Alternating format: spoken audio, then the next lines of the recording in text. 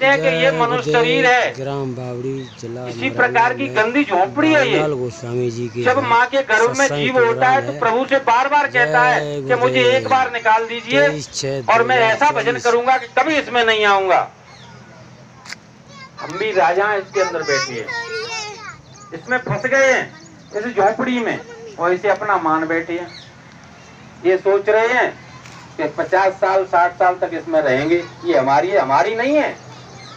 हम इसमें रास्ते गिरे, रास्ते से निकल करके आए थे, जा रहे थे, लेकिन इसमें रुके और इसे अपना मान बैठे और आदत पड़ गई और सो गए इसमें हम भी। अब जगाने के लिए महात्मा आते हैं, वो हमें जगाते हैं कि देखो न ये शरीर तुम्हारा है, न ये देश तुम्हारा है, यहाँ का कोई भी सामान तुम्हारा नहीं है। अपने घर चलो, अपने देश में चलो। यहाँ रात और दिन रोना ही रोना लगा रहता है, सब जगह कष्ट है। अब अपने घर की तरफ चलिए। लेकिन ये मन मानता नहीं, सब कुछ जानता है। जानना और मानना दोनों अपने आप में अलग अलग चीजें हैं। हम जान रहे हैं, शमशान घाट में जब जाते हैं किसी के साथ तो कैसी बातें करते हैं, अरे देखिए कोई किसी का नहीं है, कल तक कहता था ये सब मेरा है, छोड़कर चला गया, सबको जाना है और कोई नहीं रहेगा। लेकिन अपनी नहीं कहता है कि मुझे भी जाना है। किसी को आपने कहीं बैठे हुए ये सुनते नहीं देखा होगा कि भैया ये सब चले गए, मुझे भी मरना है। देखो भाई, सबको जाना है, कोई कुछ नहीं ले गया, किसी के साथ कुछ नहीं गया, सबकी बात करेगा लेकिन अपनी बात नहीं करेगा। अपनी तरफ ये समझता है कि मैं तो मरूंगा ही नहीं। बस यही है, जान गया लेकिन माना नहीं। जान जाए और फिर उसे मान जाए, काम मान जाए। महात्मा यही प्रयास करते हैं।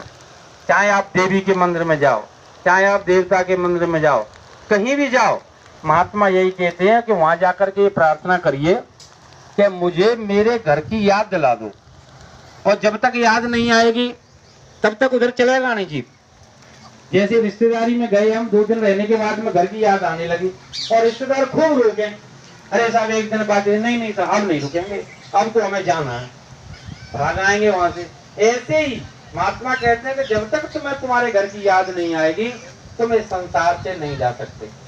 और ये हमारे अंदर जो हमारी जीवात्मा है, जिससे शरीर चल रहा है, उसके साथ मन लगा हुआ है।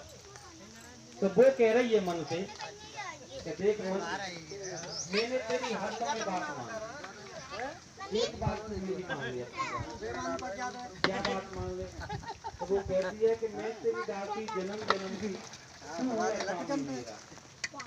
मन रे मान तू मेरी एक बात मान ले तो हमेशा तेरी चलती। भोजन कर रहा है, अरे अच्छा नहीं लग रहा, नमक नहीं है, कौन कह रहा है? मन सूरत नहीं कह रही, हम लोग नहीं कहते इस बात को, ये सब बखेड़ा मन का है। जो देखो धनिया काट रही है, जय गुरुदेव, मन कह रहा है मीठा नहीं है। चाहे धूप लग रही है, धूप उसको लग रही है, वो ही कह रहा है, वो नहीं कह रही, क्योंकि उसको भोजन हम कराते ही नहीं है, वो तो बेहोश पड़ी है। जब संतों की संगत में जाती है, सत्संग सुनती है, गुरु चर्चा सुनती है, तो उसको होश आता है। फिर वो उससे कहती है कि तू मेरी बात मान ले। क्या बात मान ले? कि चल संतों के पास चलें,